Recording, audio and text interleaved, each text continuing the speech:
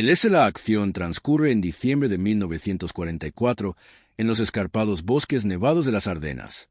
Un Oberleutnant capturado de la 12ª División Panzer de las SS se sienta en la parte trasera de un camión de lona estadounidense, con los brazos entumecidos y el estómago dolorido por comer nabos y pan de centeno seco.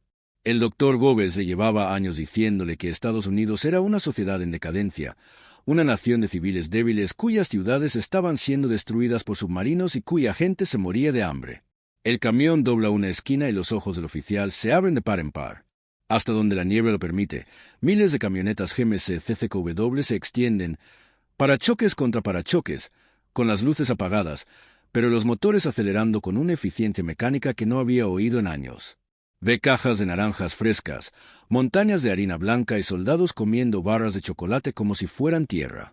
Baja la mirada hacia su uniforme andrajoso, luego al montón de latas de spam vacías y desechadas con la etiqueta spam. En ese momento, el escudo ideológico se desmorona. No fueron los tanques Sherman ni los cazas P-47 Thunderbolt lo que quebró su ánimo, sino la comprensión de que mientras Alemania luchaba por alimentar a sus caballos, Estados Unidos alimentaba al mundo. Para comprender la magnitud del impacto que sufrieron los soldados alemanes en 1944, es necesario primero observar el deterioro de la situación en los frentes doméstico y militar del Tercer Reich. A mediados de la guerra, la imagen de la reluciente y mecanizada guerra relámpago que había azotado Francia en 1940 se había convertido en un vago recuerdo.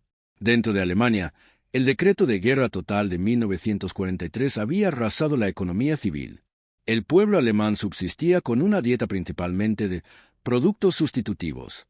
El café se elaboraba con bellotas tostadas o achicoria. El pan, conocido como pan del ejército, era una masa oscura y pesada, a menudo estirada con serrín o harina de patata para aumentar su volumen. Para el lance promedio en el frente, el sueño de una comida caliente y nutritiva fue reemplazado por la cruda realidad de una ración de hierro, una galleta dura y una lata de paté de carne de dudosa calidad. El sistema logístico alemán era una paradoja de alta tecnología y tradiciones medievales. Mientras el mundo se maravillaba con el tanque Tiger y el cohete V2, la gran mayoría de los suministros de la Wehrmacht se transportaban a caballo.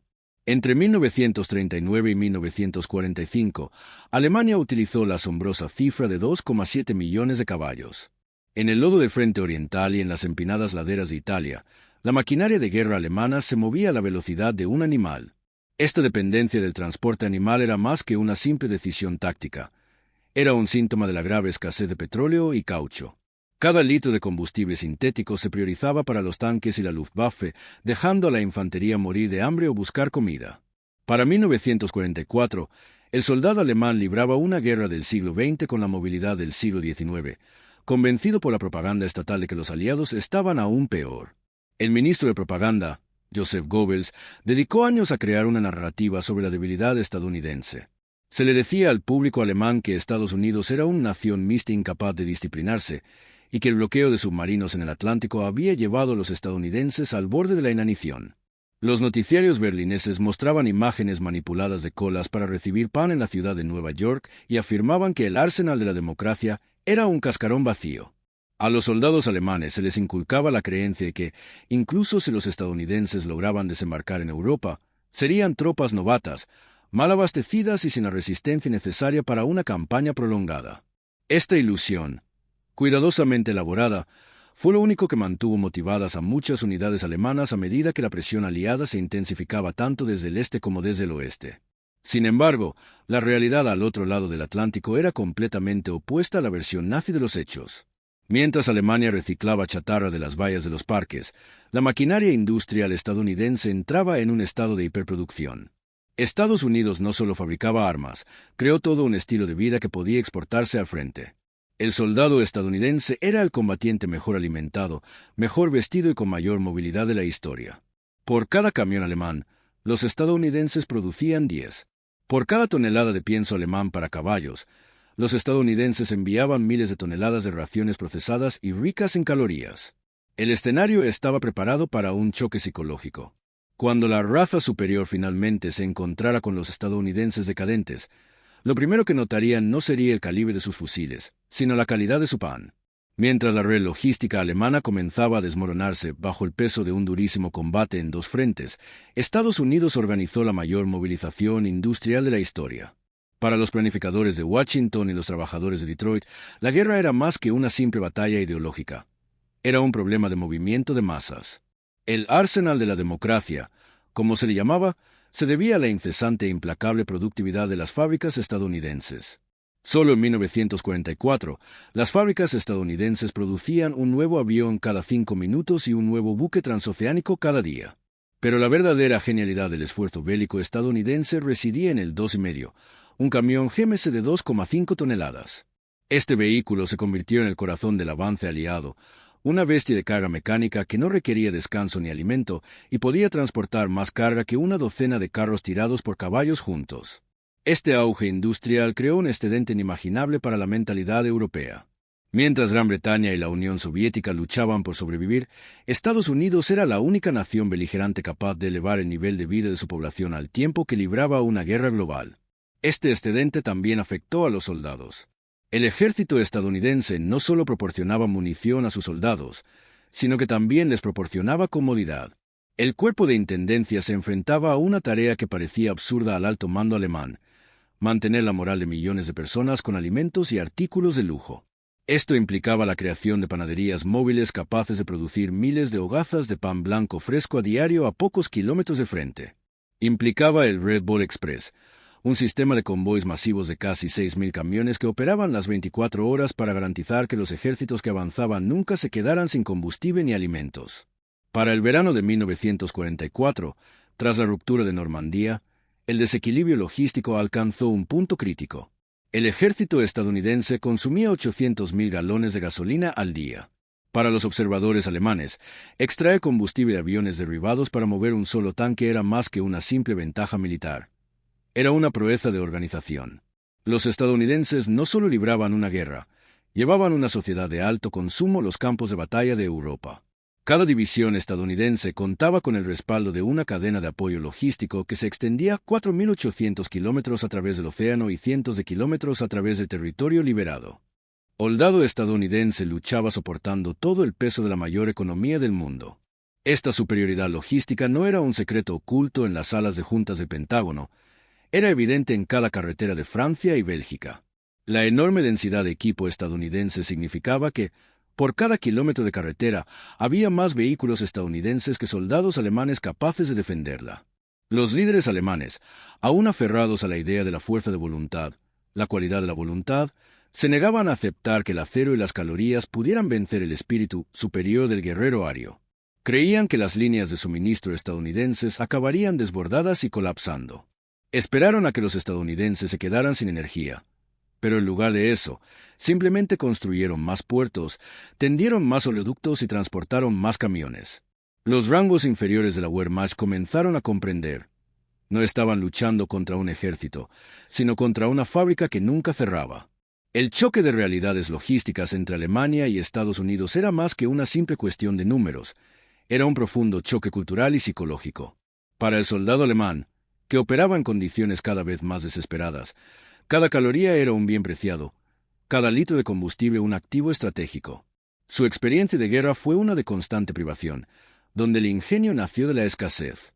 Aprendieron a improvisar, a buscar recursos, a conformarse con lo poco que tenían.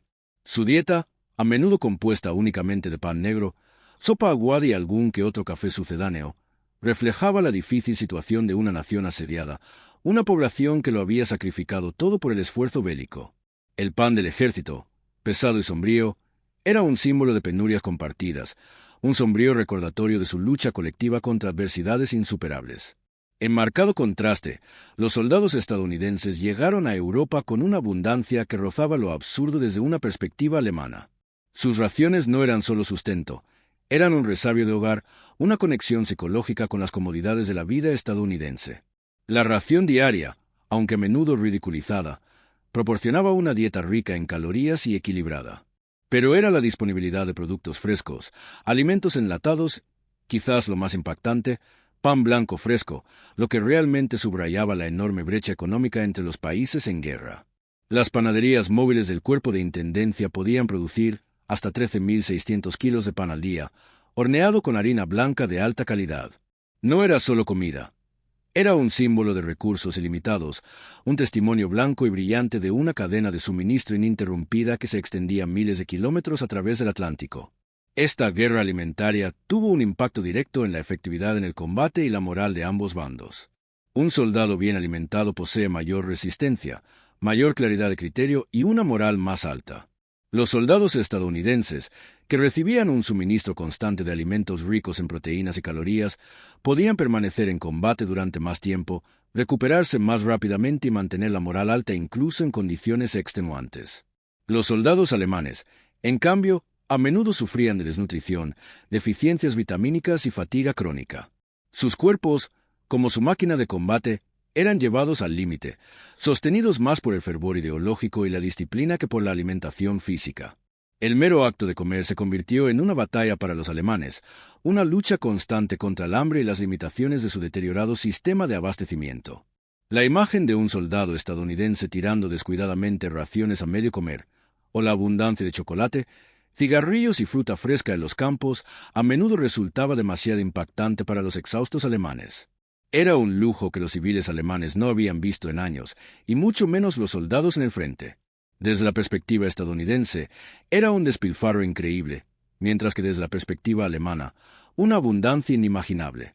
Esta disparidad afectaba más que las comidas individuales, evidenciaba la diferencia fundamental en el enfoque de cada nación ante la guerra, una mediante sacrificio inmenso, la otra mediante una abundancia abrumadora. El efecto psicológico de esta aparente disparidad socavó los cimientos de la creencia alemana en su propia superioridad, generando una profunda sensación de desesperación y una comprensión gradual de la inevitable derrota. Además del poder calorífico, el segundo aspecto impactante era la increíble fiabilidad mecánica de los diseños militares estadounidenses. Para un comandante alemán, un tanque era una obra maestra de la ingeniería. Complejo, pesado y propenso a averías tras tan solo unos cientos de kilómetros. Para un comandante estadounidense, un vehículo era una herramienta que había que reemplazar y reparar en medio de un campo embarrado. El ejército estadounidense trajo más que solo tanques, trajo consigo una cultura de mantenimiento. Cada división blindada contaba con vehículos de reparación especializados y talleres móviles capaces de reemplazar un motor completo en cuestión de horas. Los soldados alemanes, a menudo obligados a abandonar sus complejos Tigers y Panthers debido a correas de transmisión rotas o falta de lubricante especial, observaban con horror cómo los estadounidenses aparentemente rehabilitaban sus vehículos averiados de la noche a la mañana. El tercer aspecto se refiere al humanismo en la logística. Cuando los soldados alemanes fueron capturados y enviados a la retaguardia, esperaban la misma hambruna y crueldad a la que, según les habían dicho, sometían a sus degenerados estadounidenses. En cambio, se encontraron en el mundo de un campo de prisioneros de guerra estadounidense, un lugar que muchos veteranos alemanes describieron posteriormente como la época más lujosa de la guerra. Recibieron las mismas raciones que sus captores. Para alguien que había pasado 2 años comiendo pan triturado, la visión de una pila de pan blanco, esponjoso y blanqueado, era casi una obsesión religiosa. Según los censores del ejército estadounidense, los prisioneros alemanes solían esconder trozos de pan blanco en sus bolsillos, sin creer que tal recurso fuera realmente limitado y que serían alimentados de nuevo al día siguiente. El aspecto final es la tecnología de la vida cotidiana. Mientras Alemania desperdiciaba su ingenio en armas prodigiosas como el avión a reacción M-262 o el cohete U-2, Estados Unidos lo desperdiciaba en contenedores, carretillas elevadoras y palés. La habilidad estadounidense para paletizar la carga significaba que una sola grúa podía descargar un barco en una fracción del tiempo que le tomaba a un batallón de trabajo alemán mover cajas a mano. Esta eficiencia creaba un muro de acero que avanzaba continuamente. El soldado alemán también lo veía en el aire, no solo en bombarderos, sino también en aviones de transporte como el C-47, que lanzaba toneladas de suministros a las tropas cercadas. La constatación era desgarradora. Alemania libraba una guerra de heroísmo individual, mientras que Estados Unidos libraba una guerra de inevitabilidad industrial. Esta superioridad sistémica significaba que el soldado estadounidense podía permitirse ser ingenioso, gracias a un sistema que nunca se quedaba sin recursos. No solo contaban con las mejores armas, sino con la mejor forma de hacer la guerra, que priorizaba la supervivencia y la comodidad del soldado como medios para alcanzar la victoria. Desde la perspectiva de la Alemania reactiva, cada lujo estadounidense, desde los cigarrillos con filtro hasta las botas de combate estándar, era un mensaje: tenemos más de todo que ustedes. Esta carga psicológica socavó la voluntad de lucha de la Wehrmacht más que cualquier descarga de artillería. No solo estaban superados en armamento en combate, sino también en producción, alimentación y desarrollo por un país que, según se les decía, estaba al borde del colapso. La prueba decisiva de estas dos realidades contradictorias se produjo en diciembre de 1944 durante la ofensiva de las Ardenas, más conocida como la Batalla de las Ardenas. La última apuesta de Hitler se basaba en una única y desesperada esperanza: que el ejército alemán pudiera capturar los depósitos estadounidenses de combustible y alimentos para apoyar su avance sobre Amberes. El plan alemán reconocía su propia insuficiencia logística. Estaban apostando literalmente la supervivencia del Reich a los abundantes recursos del enemigo. Avanzando a través de la nieve, los tanques Panzer buscaban algo más que oportunidades tácticas. Buscaban campamentos de bomberos y depósitos de gasolina. Para un soldado alemán, ver un depósito de suministros estadounidense capturado era como encontrar un tesoro legendario. Descubrían almacenes llenos de chocolate, café recién hecho y miles de galones de combustible de alto octanaje, con el aroma de la victoria. Pero esta ventaja temporal solo resaltó la imposibilidad de su misión. En los cruciales días de finales de diciembre, el tiempo mejoró y la maquinaria logística estadounidense respondió con una velocidad que desafió la lógica militar alemana. El general George S. Patton realizó una proeza de organización que aún se estudia en las escuelas militares.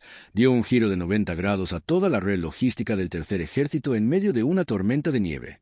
En 3 días, miles de camiones con millones de libras de munición y equipo de invierno fueron desviados a las Ardenas. Los alemanes, aún luchando con los carros tirados por caballos que se congelaban en los caminos de montaña, observaron con incredulidad cómo un río de acero se precipitaba hacia ellos. Los estadounidenses no solo mantenían la línea del frente, estaban ahogando el avance alemán con un torrente de suministros. El punto de inflexión no fue una sola explosión, sino la constatación de que los estadounidenses podían permitirse perder. En el punto álgido de la batalla, la primera división Panzer SS Leibstandarte alemana se quedó sin combustible a pocos kilómetros de un importante depósito estadounidense. Observaron cómo los camiones estadounidenses circulaban libremente a lo lejos, mientras sus propios invencibles tanques King Tiger permanecían inmóviles, convertidos en costosos búnkeres. El golpe psicológico fue mortal. Se dice que un capitán alemán capturado rompió a llorar al ver cómo se lanzaban suministros estadounidenses, incluyendo regalos de Navidad y pavos frescos para las tropas asediadas en Bastoña.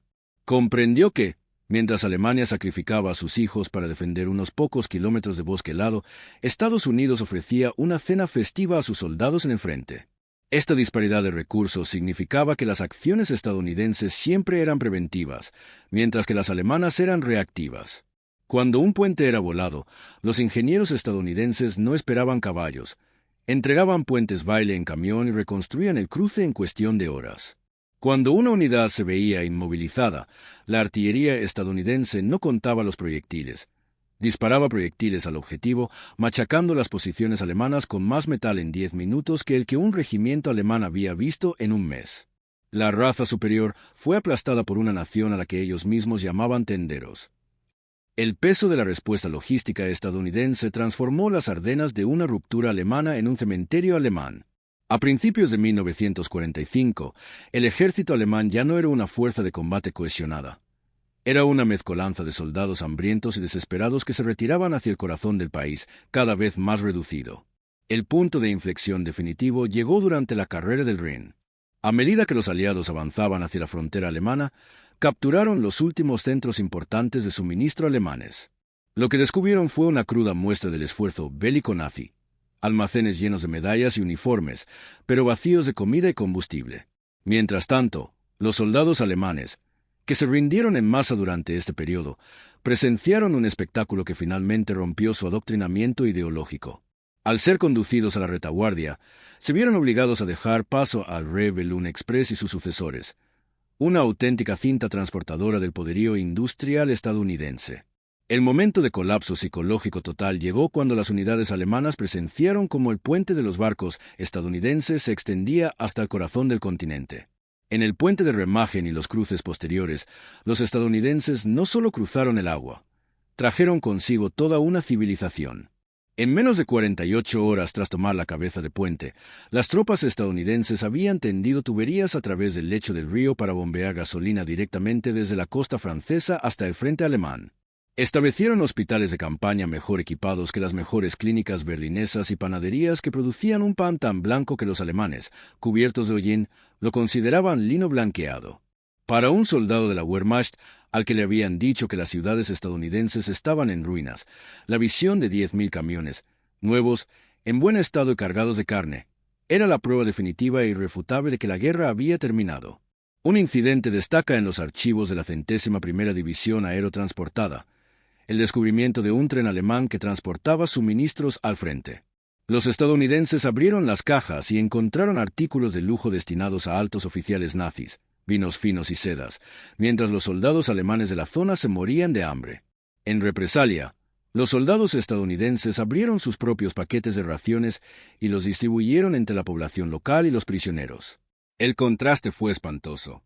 Los soldados alemanes vieron cómo sus comandantes les fallaban, pero aún más importante, vieron que el enemigo estadounidense poseía la generosidad que solo puede provenir de una fuerza absoluta e inquebrantable. La capacidad de los estadounidenses para proveer tanto a su ejército como a sus prisioneros de guerra fue la máxima manifestación de superioridad. El clímax no llegó con la caída de la última ciudad, sino cuando el soldado alemán dejó de creer en la victoria. Este cambio fue provocado por la llegada de los 10.000 camiones. Cada vez que una unidad alemana miraba la carretera, veía una unidad estadounidense de refuerzo totalmente motorizada, mientras los soldados alemanes se veían obligados a marchar. Vieron a soldados estadounidenses encendiendo hogueras con papel de alta calidad y órdenes alemanas escritas en el reverso de sobres viejos. El gigante industrial estadounidense se había trasladado de las fábricas al patio trasero alemán, y su presencia era un peso inexorable y aplastante. El arsenal de la democracia había llegado, trayendo suficiente carne, pan y munición para enterrar al Tercer Reich bajo una montaña de excedentes. Inmediatamente después del colapso de Alemania, un paisaje de devastación logística se extendía desde el Rin hasta el Elba. Cuando el Reich de los 1000 años se derrumbó en mayo de 1945, el paisaje quedó sembrado de los restos del orgullo de la Wehrmacht. Miles de tanques Tiger y Panzer, vehículos que antaño sembraron el terror entre los tanquistas aliados, yacían abandonados a la vera de las carreteras, no destruidos por los proyectiles, sino simplemente oxidados porque sus tanques de combustible vacíos ya no podían rellenarse. Junto a ellos yacían los cadáveres de cientos de miles de caballos, la potencia real del ejército alemán, finalmente desplomado por el agotamiento y el hambre. La retirada alemana fue un lento y agonizante avance a través del barro, mientras que el avance estadounidense fue una carrera motorizada, sin detenerse ni un instante. Para los millones de soldados alemanes capturados, las primeras semanas de paz fueron un periodo de profunda conmoción sensorial e ideológica. La transición del frente al territorio controlado por Estados Unidos, los Rheinwiesenlager, campos de Renania, fue una inmersión en una realidad que jamás podrían haber imaginado. Aunque la magnitud de la rendición, más de 3,4 millones de personas en las últimas semanas, puso a prueba incluso los recursos estadounidenses, la disparidad logística seguía siendo flagrante. Los oficiales alemanes, que habían pasado años adoctrinando sus tropas en la idea de que los soldados estadounidenses eran débiles, observaban en silencio cómo los soldados estadounidenses pasaban en jeeps, vestidos con uniformes de lana limpios y fumando cigarrillos fabricados en Virginia apenas unas semanas antes. La constatación fue desgarradora. Los estadounidenses decadentes habían ganado no solo la guerra de las armas, sino también la guerra por el bienestar. El impacto psicológico en la población alemana fue igualmente transformador. A medida que el ejército estadounidense se transformaba de fuerza de ocupación a fuerza de desembarco, los 10.000 camiones cargados de proyectiles traían la salvación. El ejército estadounidense emprendió la monumental tarea de proporcionar alimentos a la Europa hambrienta. En ciudades como Múnich y Frankfurt, donde la población se veía obligada a subsistir con colhervida y pan de hambre, la llegada de las columnas de suministro estadounidenses fue un acontecimiento que les cambió la vida. La misma carne y pan blanco que había conmocionado a los soldados alemanes se convirtió en la base de la reconstrucción de la posguerra. Los estadounidenses no solo eran vencedores, eran los únicos en el continente con un excedente de recursos. Este periodo marcó la desaparición total de la propaganda nazi. Era imposible creer en una raza superior, cuando un joven de 19 años de Iowa podía distribuir más chocolate en un día que un trabajador alemán en un año. La superioridad del sistema alemán resultó ser una fachada vacía, construida sobre caballos y el hambre de su pueblo. El sistema estadounidense, que priorizaba el lujo de la logística, demostró su mayor resiliencia y poder. La guerra terminó con una capitulación militar total, pero sus secuelas se caracterizaron por una completa capitulación cultural y económica ante la realidad de la abundancia estadounidense. La magnitud de la rendición alemana representó un desafío sin igual para ningún ejército en la historia. Casi 5 millones de soldados alemanes habían depuesto las armas. Según la Convención de Ginebra, debían ser alimentados. La respuesta estadounidense fue la última y contundente manifestación del arsenal de la democracia. En los meses posteriores al día de la victoria en Europa, el ejército estadounidense transformó sus líneas de suministro en un canal humanitario masivo. Los mismos barcos Liberty que habían transportado tanques Sherman ahora estaban repletos de grano, leche en polvo y alimentos enlatados. Los prisioneros de guerra alemanes, muchos de los cuales esperaban ser ejecutados o morir de hambre en represalia por el Holocausto y la brutalidad del Frente Oriental, se encontraron haciendo fila para recibir raciones estadounidenses. En los campos de prisioneros de guerra, el shock del pan blanco se convirtió en un fenómeno bien documentado. Médicos militares estadounidenses informaron que los prisioneros alemanes inicialmente desconfiaban del pan blanco, creyendo que estaba blanqueado o tratado químicamente, ya que no habían visto harina de esta calidad en más de una década. Cuando se dieron cuenta de que era simplemente pan estadounidense común y corriente, su capitulación psicológica fue total. Las entrevistas con generales capturados revelaron un tema recurrente. Se dieron cuenta de que la guerra estaba realmente perdida no cuando los soviéticos llegaron a Berlín, sino cuando vieron la basura estadounidense. Para los alemanes, el hecho de que los estadounidenses pudieran permitirse tirar latas sobrantes o neumáticos viejos en lugar de repararlos era la señal definitiva de una civilización invencible.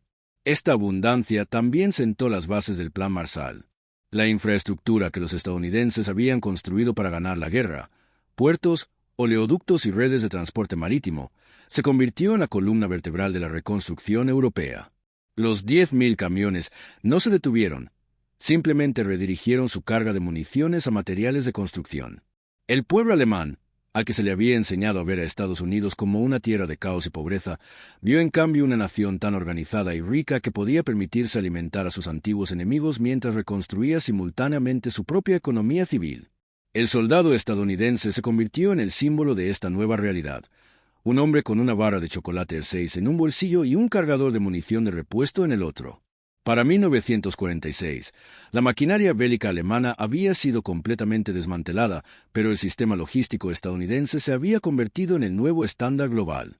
La dependencia de la Wehrmacht de los caballos y la fuerza de voluntad quedó relegada al olvido, reemplazada por el modelo estadounidense de movilización industrial total y logística motorizada. La guerra demostró que, en el siglo XX, la nación con más camiones, más calorías y la cadena de suministro más fiable siempre prevalecería. Los soldados alemanes regresaron a casa con una historia que se transmitiría de generación en generación. La historia de cómo lucharon con uñas y dientes solo para ser derrotados por una nación que tenía tanta carne y pan blanco que ni siquiera conocía el hambre. El capítulo final de la historia de la Segunda Guerra Mundial se suele relatar en términos de las grandes maniobras de los generales y el rugido de frente.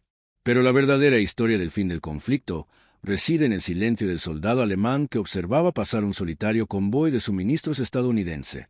La guerra se ganó no solo por tácticas superiores o valentía individual, se ganó por el peso abrumador de la cadena de montaje estadounidense. Los 10.000 camiones no eran solo vehículos, eran la encarnación física de una sociedad que había dominado el arte de lo imposible. Para los lance alemanes, ver carne y pan blanco en el desierto fue una profunda epifanía. En ese momento, se dieron cuenta de que luchaban no solo contra un ejército, sino contra toda una civilización industrial, capaz de proporcionar a sus soldados las comodidades del hogar mientras libraban una guerra sin cuartel al otro lado del océano. El mito de una raza superior fue destrozado no por un manifiesto, sino por un sistema logístico que nunca escaseaba de combustible, alimentos ni determinación. En definitiva, el estilo de guerra estadounidense cambió el mundo para siempre. Demostró que, en la era moderna, el arma perfecta no es un misil secreto ni un tanque más pesado, sino la capacidad de proporcionar a una persona todos los recursos de un continente. A medida que el polvo se asentaba sobre las ruinas de Europa, la imagen de un carruaje tirado por caballos desapareciendo en la historia fue reemplazada por el rugido de un motor estadounidense. Fue una victoria para el acero, una victoria para las calorías y una victoria para una nación que creía que sus soldados merecían lo mejor del mundo. El pan de la victoria se horneaba en Detroit y Pittsburgh mucho antes de llegar al Rin, y el mundo jamás olvidará su sabor.